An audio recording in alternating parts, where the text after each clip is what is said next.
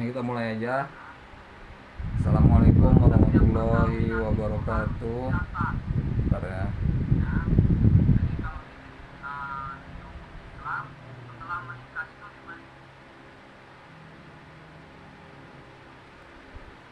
Hari ini kita mulai dengan mata kuliah Hukum Administrasi Negara ya.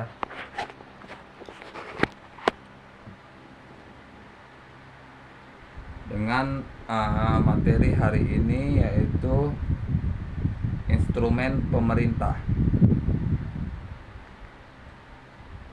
Ya. Apa itu instrumen pemerintah? Bahwa instrumen pemerintah itu ialah segala alat yang diperlukan dalam menjalankan roda pemerintahan, ya. Segala alat, baik itu kendaraan, ya, mesin seperti mesin fotokopi, printer, komputer, alatnya untuk menjalankan pemerintahan. Yang mana semua ini dibedakan dengan yang pertama itu barang milik negara. Biasanya kalau barang milik negara itu, kalau kalian ada yang ASN pasti tahu, atau keluarga ASN, itu barang milik negara selalu dinomori di belakangnya. Ya, yang mungkin pernah kalian lihat di sekolah negeri, yang bangkunya selalu ada nomor di belakangnya, di sandaran bahu. Nah, itulah barang milik negara. Jadi kalau memang ada kerusakan, harus diganti, itu jatuhnya ke negara, bukan ke sekolah, apalagi ke siswa atau orang tua siswa. Karena ada beberapa waktu lalu ada video yang viral bahwa bangku rusak diminta anak dan orang tua anak untuk menggantinya. Tidak, ya, jangan, karena itu tidak dibenarkan. Apalagi instrumen negara, instrumen hukum administrasi negara. Yang pertama, selanjutnya itu peraturan perundang-undangan. Jadi peraturan perundang-undangan ini juga instrumen atau alat dalam menyelenggarakan negara.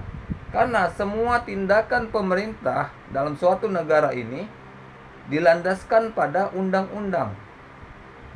Pemerintah daerah ada undang-undangnya, Undang-Undang 32 2004, Undang-Undang Pemerintahan Daerah. Ya.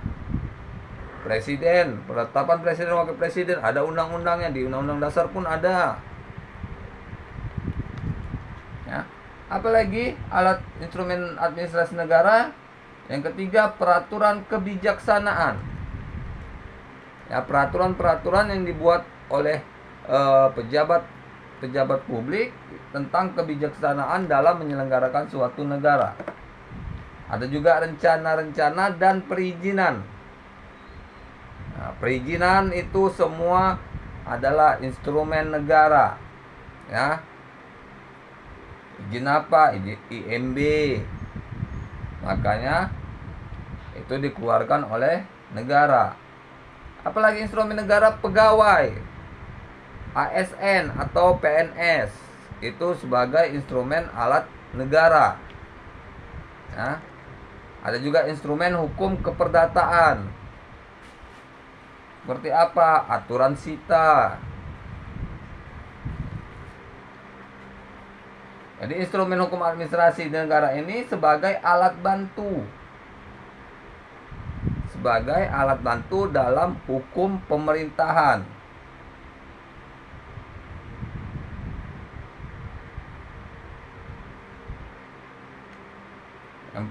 Bahwa keseluruhan norma hukum tata usaha negara dalam masyarakat itu memiliki struktur bertingkat. Ya. Jadi setiap lembaga negara itu memiliki unsur bertingkat. Kalau kita mungkin dari Kepling ke lurah, lurah ke camat, bertingkat dia. Ya. Baru yang kedua, pembentukan norma-norma hukum tata usaha negara dalam masyarakat tidak hanya dilakukan oleh pembuat undang-undang dan badan peradilan saja, tetapi juga oleh aparat pemerintah dalam masa jabatan tata usaha negara. Jadi para pejabat pemerintah yang memegang jabatan-jabatan di pemerintahan, mereka juga adalah sebagai alat negara yang menjalankan negara dengan berlandaskan undang-undang. Ya, norma umum atau abstrak biasanya undang-undang. Norma individunya keputusan tata usaha negara. Keputusan tata usaha negara yaitu keputusan pejabat negara. Nah, norma umum yang konkret misalnya rambu-rambu lalu lintas yang dipasang di tempat tertentu, atau rambu apa saja yang dipasang di setiap tempat. Retribusi misalnya, ada retribusi daerah. Itu instrumen pemerintah, instrumen negara. Selanjutnya ada peraturan perundang-undangan. Peraturan perundang-undangan ini jelas bahwa di negara kita segala sesuatu tindakan yang ada di negara kita harus berlandaskan undang-undang.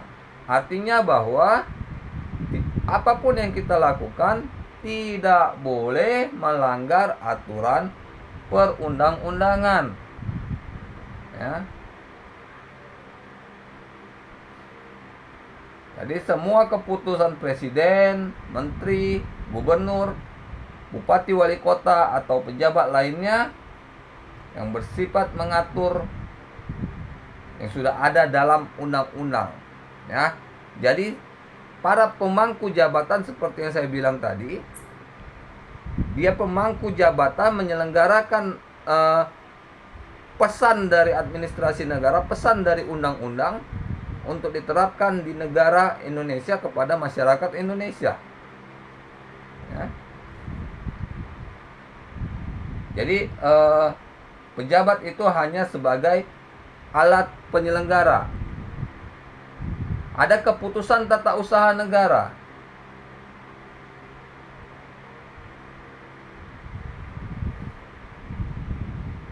Ada 6 unsur keputusan dalam tata usaha negara. 1. Suatu kehendakan pernyataan tertulis. Jadi keputusan tata usaha negara itu harus tertulis, tidak ada lisan. Ya. Apa itu? Penggusuran harus ada tertulis, harus ada putusan pengadilannya, semua tertulis. Ya. Diberikan berdasarkan kewajiban atau kewenangan dari hukum tata negara. Jadi kehendak-kehendak itu merupakan kewenangan dari hukum tata negara yang diturunkan kepada pejabat-pejabat negara untuk menjalankan negara. Ya. Jadi pejabat yang ada di setiap wilayah kita, baik itu gubernur, bupati, wali kota, atau yang lainnya, berjalan berdasarkan undang-undang. Ya.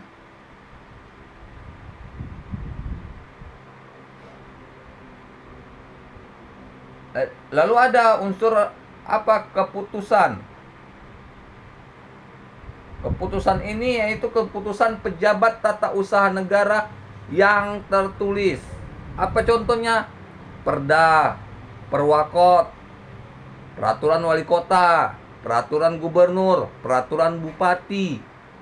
Ya, pejabat tata usaha negara yang berada di daerah yang mengeluarkan keputusannya. Kementerian bisa mengeluarkan keputusan. Ya. Yang mana keputusan-keputusan itu harus pertama penetapannya berbentuk tertulis. Ya. harus tertulis. Semua keputusan dan ketetapan itu harus tertulis. Baru dikeluarkan oleh badan atau pejabat tata usaha negara yang berlandaskan kepada undang-undang, ya, bersifat konkret, individual, dan final. Jadi keputusan tata negara itu adalah final. Tidak ada upaya hukum terhadap keputusan tata negara, tata usaha negara. Tidak ada upaya hukum terhadap misal keputusan gubernur, ya, keputusan wali kota. Mana ada orang yang menggugat keputusan gubernur, keputusan wali kota? Nggak ada kan? Karena memang keputusannya final. Sama dengan keputusan presiden. Ada orang gugat keputusan presiden? Mana ada? Karena keputusan pejabat negara itu final. Yang bisa kita gugat, yang bisa kita mohon untuk ditinjau adalah undang-undang. Ya, karena kalau keputusan itu sifatnya itu bukan untuk menyeluruh, tapi lebih kepada satu atau dua masalah atau beberapa masalah tertentu. Tapi kalau undang-undang itu mengatur seluruh Indonesia terhadap satu masalah yang sama. Ya, bedakan. Kalau keputusan misalnya keputusan gubernur, maka akan berlaku hanya di wilayah kerja gubernur tersebut.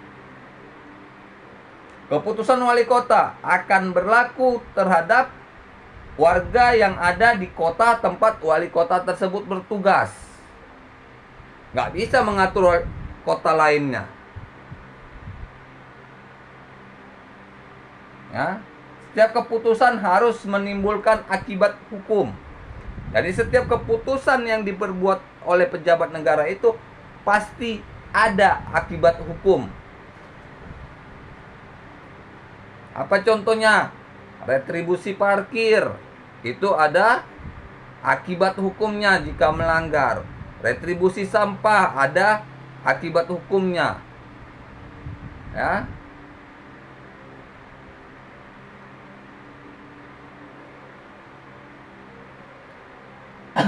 Selanjutnya ada macam-macam keputusan. Yang pertama keputusan deklaratoir, yaitu keputusan tidak mengubah hak dan kewajiban yang telah ada. Jadi keputusan deklaratoir itu tidak mengubah hak dan kewajiban yang telah ada. Hanya keputusan itu sifatnya menjelaskan untuk menjalankan putusan yang telah ada. Ya, bukan mengubah. Kalau kita bilang mungkin bahasanya sebagai putusan pelaksananya. Ya, ada putusan, ya kan? Ada undang-undang, ya. Cuman undang-undang kan luas sekali. Untuk menjelaskannya kepada setiap masyarakat dibuat PP terhadap undang-undang itu, ya. Jadi dijelaskan di PP itu apa-apa yang diatur dalam undang-undang itu memiliki akibat apa, semua harus dijelaskan.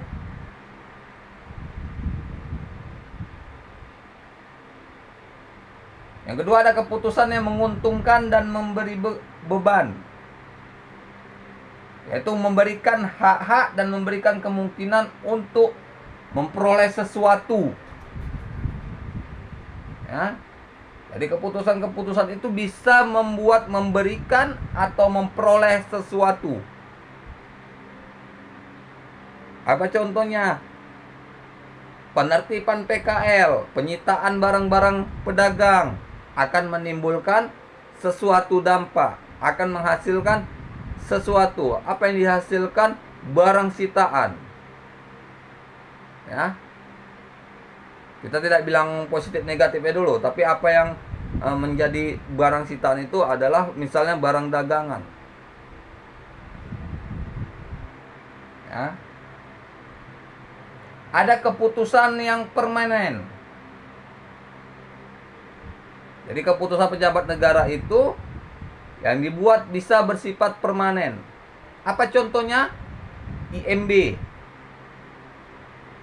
Ya, IMB jika sudah dikeluarkan, maka itu akan permanen menjadi izin untuk mendirikan bangunan di tanah tersebut. Nggak bisa digugat atau nggak bisa dibatalkan. Karena IMB itu keluarnya bukan hanya sembarang kita mohonkan langsung keluar. Tidak. Jadi kalau kawan-kawan mengajukan IMB terhadap pembangunan rumah sendiri, itu pasti orang BPN turun dulu meneliti. Misal kalian ingin membangun 3 lantai, maka BPN turun meneliti. Kalau dibikin 3 lantai misalnya, apakah warga sekitar masih kebagian matahari? Karena kalau tidak kebagian matahari, pasti tidak diizinkan, atau diizinkan ada bagian yang dipotong. Ya, nggak boleh. Jangan misalnya mentang-mentang kita punya uang, bisa membangun rumah, kita bangun rumah setinggi-tingginya, seenak-enaknya tanpa menghiraukan tetangga kiri kanan. Ya, tetangga nggak akan komen saat kalian bangun, tapi saat sudah jadi, karena saat bangun pasti matahari masih masuk. Tapi kalau sudah jadi, dia baru komen. Kalian harus bongkar kerugian kalian. Nggak ada yang bisa ganti. BPN tidak bisa mengganti. Orang yang menuntut pun tak akan mau mengganti. Orang salah kalian, ya kan?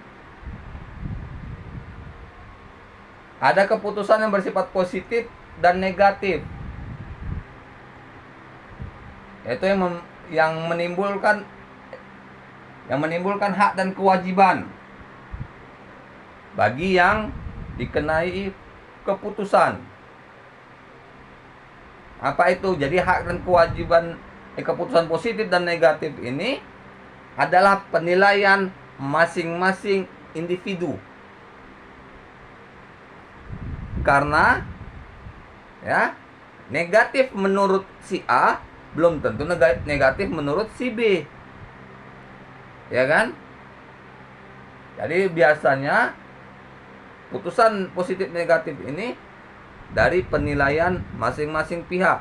Kalau dari penilaian hukum yang berlaku, bahwa keputusan itu selama tidak menimbulkan dampak yang merugikan bagi masyarakat, itu adalah keputusan yang baik.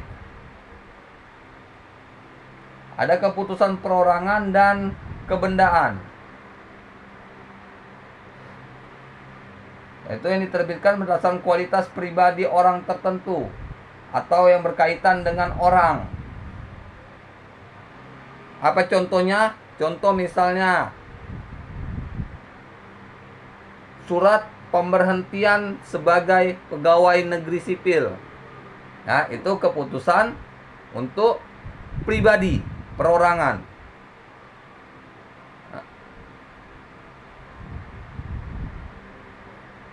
Ya, atau surat keputusan sita terhadap satu benda, itu keputusan kebendaan, perorangan atau kebendaan. Ya, karena kalau misalnya kalian gugatan perdata, ada sita, yang melakukan sita adalah pejabat negara, jatuhnya ke hukum administrasi negara. Oke, saya rasa ini untuk mata kuliah hukum administrasi negara. Bahan kalian sudah punya. Kita lanjut di mata kuliah berikutnya. Kita